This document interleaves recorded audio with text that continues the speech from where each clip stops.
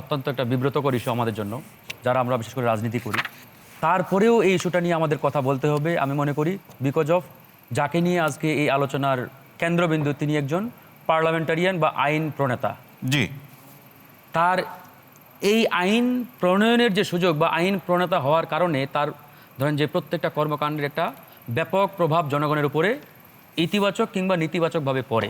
তো যাই হোক, এখন পর্যন্ত ধরেন যে তার বিরুদ্ধে যে সাংগঠনিক কিংবা দলীয় সিদ্ধান্ত, সেটা আমরা পরিষ্কার, দল তাকে বহিষ্কার করেছে।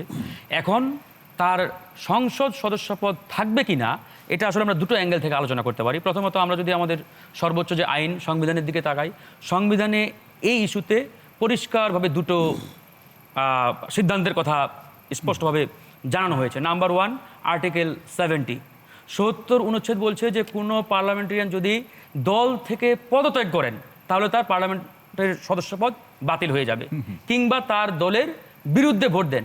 তিনি দল থেকেও পদত্যাগ করেন নাই, দলের বিরুদ্ধে ভোটও দেন নাই, দ্যাট মিনস ৭০ অনুচ্ছেদ তার এক্ষেত্রে অকার্যকর। তার ক্ষেত্রে কোনটা হবে? আরেকটা রয়েছে আমাদের 64 আর 68-এর 4, নৈতিক স্খলন জনিত একটা ইস্যু।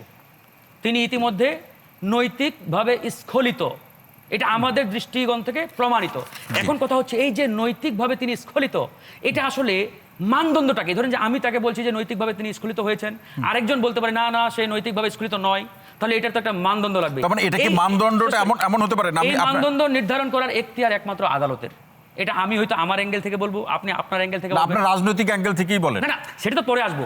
আমি এখনো কনস্টিটিউশনের মধ্যেই রয়েছি, সুতরাং চূড়ান্তভাবে আইনগত দিক দিয়ে এই সিদ্ধান্ত নেওয়ার এখতিয়ার আদালতের। এবং এই আদালতে কোন প্রসিডিউরের মধ্যে যাবে? আমাদের নির্বাচন কমিশনের মধ্য দিয়ে এই ধরেন যে সিস্টেম, আপনার ইয়েটা চলে যাবে আদালতে। আদালত ডিফাইন করবে যে তিনি নৈতিকভাবে স্খলিত নাকি স্খলিত না। তো এটা গেল এটা।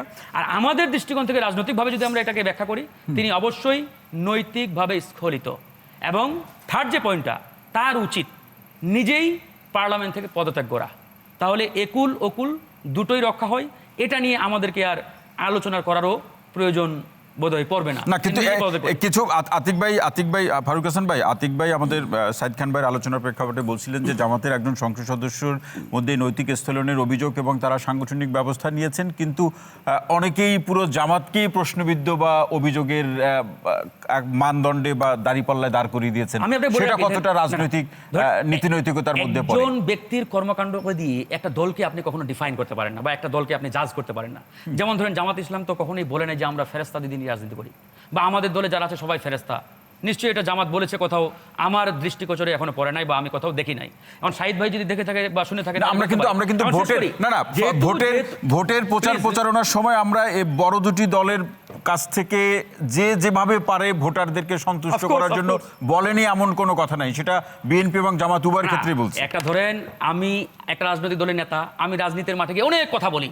আমার মুশারফ ভাই বিএনপির বড় নেতা, তিনি অনেক কথা বলেন। মুশারফ ভাইয়ের কথাই কিন্তু বিএনপির কথা না, এটাও মাথায় রাখতে হবে। বিএনপির দলীয় স্ট্যান্ড কি, দলীয় পজিশনটা কি, that is the major of concern.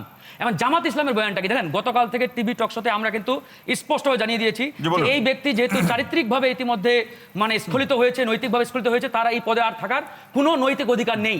কিন্তু আমরা অপেক্ষা করেছি জামাতের দলীয় বক্তব্যটার জন্য। যেহেতু তখন পর্যন্ত জামাত দলীয়ভাবে কোনো বক্তব্য বা স্টেটমেন্ট দেন নাই, দ্যাট মিনস সেটার জন্য আমাদের অপেক্ষা করতে হয়েছে। জামাত আজকে দলীয়ভাবে বক্তব্য দেওয়ার পরে আমরা কিন্তু ক্লিয়ার হয়ে গেছি জামাত তার পক্ষে নেই নাই। এখন ধরেন এখানে আরেকটা ইস্যু, এটা সবচেয়ে গুরুত্বপূর্ণ। এই যে ওই ব্যক্তিটার ঘরে সিসিটিভি ক্যামেরাটা গেল, এটা গেল কিভাবে? আপনি কি মনে করেছেন যে এই ক্যামেরাটা যাওয়া আমাদের দেশের রাজনীতি কিংবা আমাদের দেশের সিকিউরিটির জন্য ভালো একটা লক্ষণ? না, এই জায়গাতে প্রশ্ন আছে। না ফারুক ভাই, এই জায়গাতে প্রশ্ন, ক্যামেরা কিভাবে গেল এটা গুরুত্বপূর্ণ না, তিনি এই কাজ কেন করলেন এটা গুরুত্বপূর্ণ? নো, অবশ্যই তিনি এই কাজ কেন করলেন এটা গুরুত্বপূর্ণ। এবং এই কাজের ক্যামেরা নানাভাবে যেতে পারে। এই কাজের জন্য তিনি ইতিমধ্যে দল থেকে বহিষ্কৃত হয়েছেন, খুব সম্ভবত পার্লামেন্ট থেকে তার সদস্য পদও চলে যাবে। এবং তিনি যদি কোনো ফৌজদারি কর্মকাণ্ড করে থাকেন, তার বিরুদ্ধে প্রচলিত আইনে বিচার হবে, তিনি জেলে যাবেন। কিন্তু কথা হচ্ছে, এই যে সেকেন্ড স্টেপ যেটা, এই যে তার ঘরে ক্যামেরা যাওয়া, ইটস এ সিকিউরিটি কনসার্ন। আপনি কেউ তো নিরাপদ না। ধরেন আপনি আপনার স্ত্রীকে নিয়ে একটা রিসোর্টে যাবেন ঘুরতে, একটা হোটেলে যাবেন খাইতে, দেখা গেল এটাও কোনো একটা মুহূর্তে ভাইরাল হয়ে গেল। হ্যাঁ, পরবর্তীতে এটা প্রমাণিত হলো যে না, আপনি আপনার বৈধ স্ত্রীকে নিয়ে কোনো একটা রিসোর্টে গিয়েছেন কিংবা হোটেলে গিয়ে খাওয়ার জন্য গিয়েছেন, বাট এই যে আপনার যে সুনাম ক্ষুণ্ণ হয়েছে বা ক্ষুণ্ণ হয়ে গেল, এটার বা সোশ্যাল মিডিয়াতে একটা ট্রায়াল হয়ে গেল, সেই জায়গাতে একটা প্রশ্ন থেকেই যে ফারুক হাসান ভাই সরকারকে এই অসংখ্য সাইবার সিকিউরিটি নিয়ে আরো কঠোর হতে হবে, এবং সাইবার সিকিউরিটি যে স্পেসটা, এই স্পেস নিয়ন্ত্রণে সরকারের এখনো কার্যকর ভূমিকা আমরা দেখতে পাচ্ছি না। কার্যকর ভূমিকা প্রয়োজন। Of course. ফারুক হাসান